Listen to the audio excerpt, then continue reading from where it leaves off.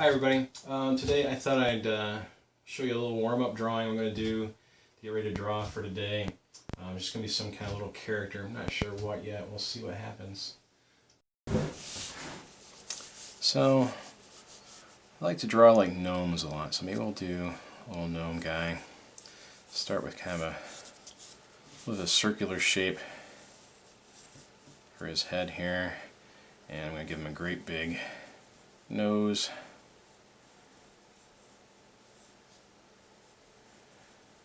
When you're drawing from your imagination, it's a little bit different than when you're drawing from life. When you're drawing from life, you want to try not to name things because that distracts you from actually looking at your subject.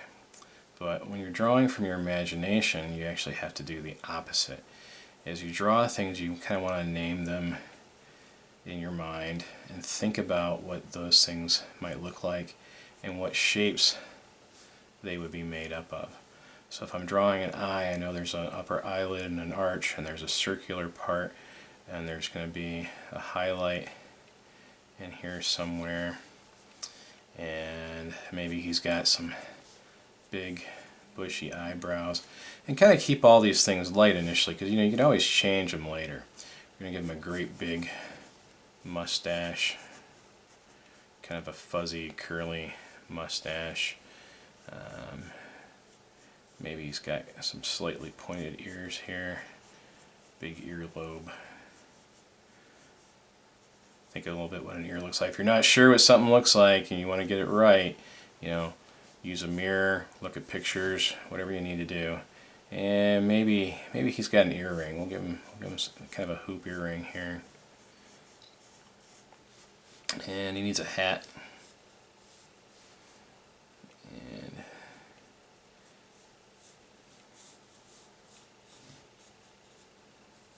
Maybe it's got a little tassel on it. We'll figure that part out later. Needs a lower lip. And give him a beard. He's kind of looking a little bit more like Santa Claus than a gnome right now, but that's alright. We're just kind of making it up. We're going to give him a big belly. He's a well-fed garden gnome. He likes his veggies. And where his arms go here. Now here's a little trick I learned recently. If you draw the hands first and then connect the arms to them later, it's a little bit easier to get positioning and things like that. So he's going to be holding something. Not quite sure what yet. I have an idea, but we'll go from there. So now what I would do is I would bring that arm in like this. So this would be his forearm, there's his elbow joint, and there's his other part of his arm going back. So now it's real easy. I know that this is in front. This part here is going to be kind of this teardrop shape if you extended it through. And then this part will disappear behind here, but it would be more of a sausage or rectangular shape. So this side, let's say that he's feeling pretty proud of himself here. So we're going to give him a little hand down here on his hip kind of thing.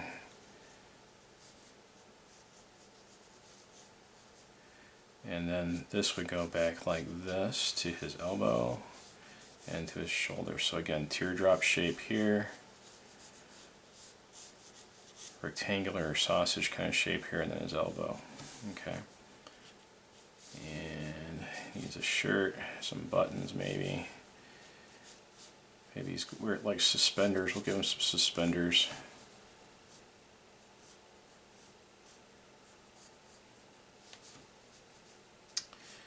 Needs one for this side too.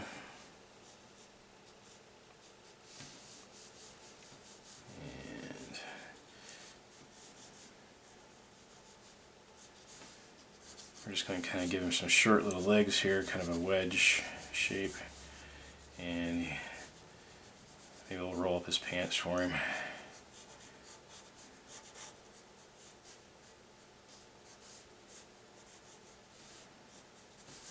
And some big work boots.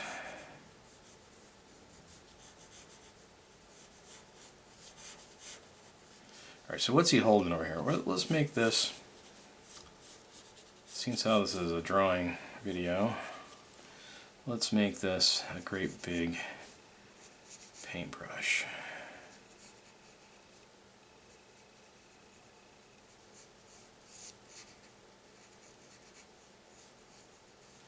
Used to have a logo, something like this. Alright, so that's our basic sketch. Now, there's two things we can do. We can come back and refine that a little bit more, make it a little bit darker, things like that. I think he needs a shirt sleeve here. He's been hard at work painting something, so we're going to give him some rolled up sleeve. And same thing on this side. Alright. So normally what I would do is I would go through and I would detail this out. I might lay a piece of tracing paper over it and kind of work out more of what's going on with him. But to keep this kind of short and sweet, I'm just going to take a brush pen. There's all kinds of these. This one's made by Pentalic. Somewhere I have, yeah, here we go. This is made by Micron. They work kind of the same way. This one's got a little bit shorter brush, a little bit easier to control. This one's got a longer brush to it. It'll give you a more feeling that's more like, you know, if you were to ink this with an actual brush and ink. So let's go with this one and see what we can do. All right. So I want to start here with his eyes. And the neat thing about brushes and pens when you're using them with ink is you get this really nice feel of a thick and thin line. I'm going to zoom in a little bit so you can see a little bit more what I'm doing here. Alright, so if you watch, I have this real light touch, the line's kind of thin, and then if I push hard it gets thicker, and then I can go thin again and thicker. So you're getting all that nice line variation that adds movement to your drawings.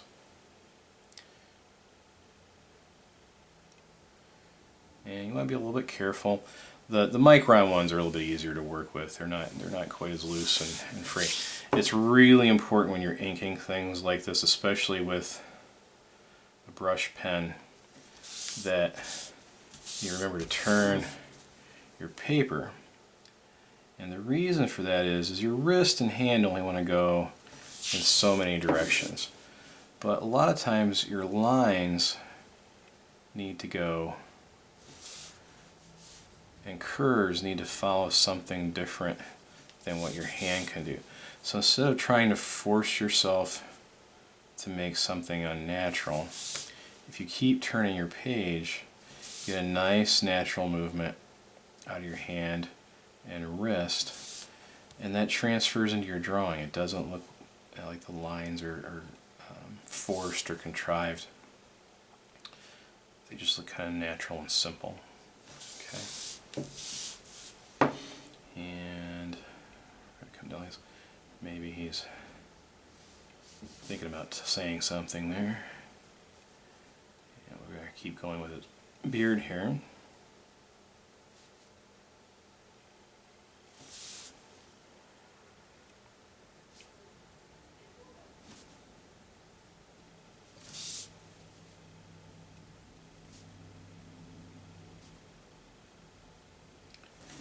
And if you're thinking about coloring anything, when you get stuff like this, when you get a drawing like this done, it's kind of important that you know whether or not your pen's waterproof, whether or not your pen's alcohol proof. So if you're going to come back with some alcohol markers like a Copic or a Prisma marker, you need to know that, because what's going to happen is if you go over this with some watercolors or maybe even some really thinned out acrylic paint or inks, what's going to happen is if it's not waterproof, then all this is going to start to bleed and smudge, and you're going to ruin your drawing, and you're not going to be too happy about that.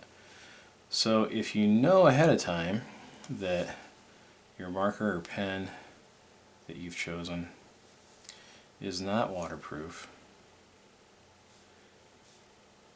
then you don't have a problem. Same thing with alcohol markers. If you've got a little bit of like 90% rubbing alcohol at home, you can put that on a Q-tip or something and rub that over a little test. You know, if you got a scrap piece of paper, you can do some lines and squiggles and stuff, and you just brush over that with the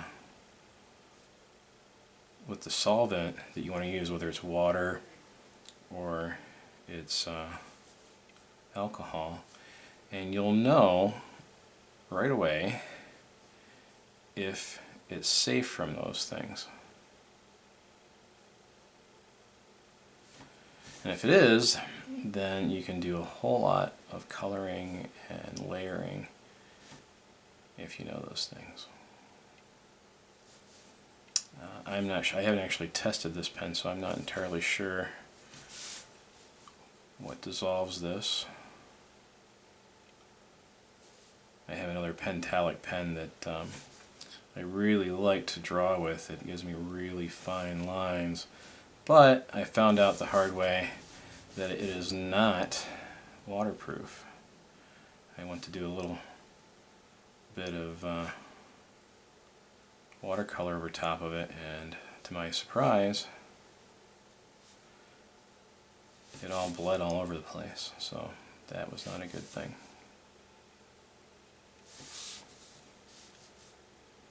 So the suspender comes way up here and follows all the way down to here. And then we've got this little bit here. This is a little metal clip that the rest of the suspender kind of goes through and holds it in place. Maybe we'll put a little, pretend it's got a little buckle on it. And then it'll come down like this. So as you're doing these things, you have to use your imagination, and you really have to think about, how is that made? What makes those things up? That's one of the great things about art, is it teaches you to think about how things are put together and how they work, and how you can make new things out of things that you're familiar with. And all that really comes from drawing from life. So, you know, if you take a few minutes and you want to draw something but you're not sure what, look around the room or outside for an object that at least somewhat interests you, and do a little, 2 to 5 minute drawing of it, a little sketch.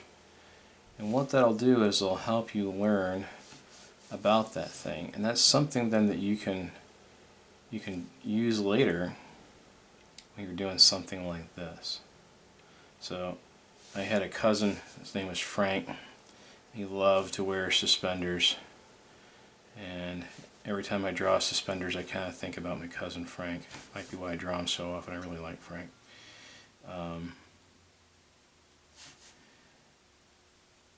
And that helps me remember how to draw them. Now I can stylize them a little bit. Like I made the little buckle here and I put these little dots in so they're adjustable. But I could do it differently too. So we're going to change our drawing a little bit here. I'm going to make the folds on his cuffs of his pants kind of come down like that. His pants are a little long, or maybe those suspenders aren't working real well and they're starting to fall down. So then we're going to come and we're going to do this part here. I turn my page again, and I do careful with this. If you haven't used a brush pen in a while, it takes a little bit of getting used to. There's a lot to remember with how hard you're pushing and pulling. If you paint a lot, it'll come pretty quickly. If you don't, if you just basically draw with a pencil, when you move to a brush pen, there's a little bit of a learning curve that you have to go through. And you can very carefully, if you want to bold up a line, you can go back over it. Again, you have to be kind of delicate and careful with it a little bit, light hand. Maybe these are old boots. They need a little repair, so we're going to put a little patch on this one. And now we're going to move over here to this arm and hand. So we're going to start with this hand, I think.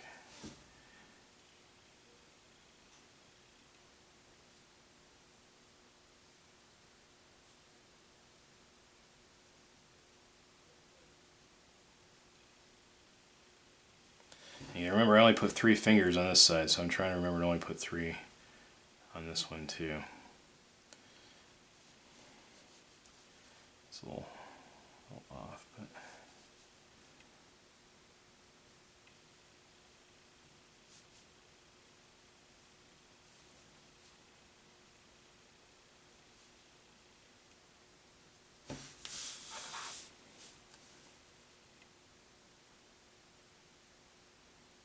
there's a little shirt there. Now these are really long lines, so I'm going to start with this one up here first. Just kind of get these in here quick and out of the way.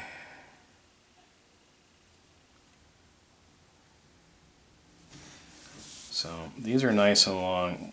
I'm going to freehand these. You could probably get in here with some sort of a ruler and do it that way. Anytime you use a ruler with ink, whether you're using a brush with it or a pen, you want to, if it doesn't have that little cork thing on the back, like this one. See, this one's a metal ruler, and it's got this piece of cork on the back. You can see how there's a gap between the edge and the cork. What that does is it gives you a space between your drawing and your pen, so that if any of that ink leaks in underneath the edge of the ruler, when you go to pick it up, it doesn't leave a big streaky mark. And we're going to go up here to this part. The tip of the brush here.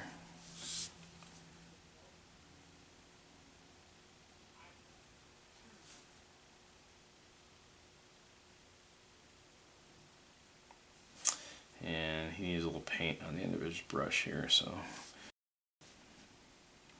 Okay. So from here, it's all about cleanup. Make sure your drawing's dry. Make sure that your drawing's nice and dry.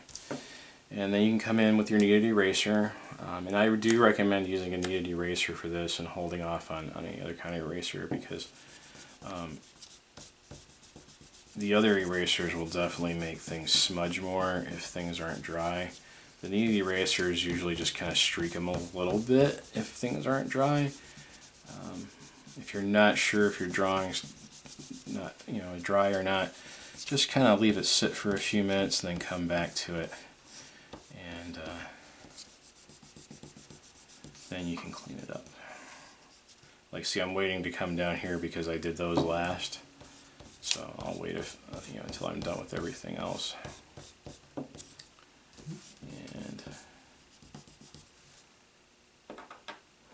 And just kind of give it a couple last looks here and see if there's anything else you want to do. Sometimes when you erase, your drawing gets a little bit lighter, so there might be some places you want to go back and touch up. I think I'm going to give him some little arm hairs here. How's that?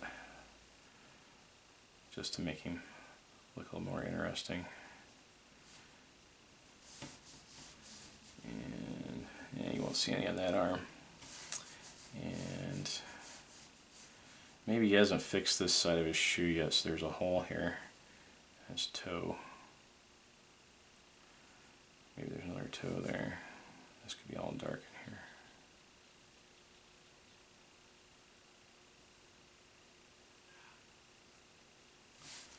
Okay, so I hope you enjoyed the warm-up drawing, and I'll see you soon.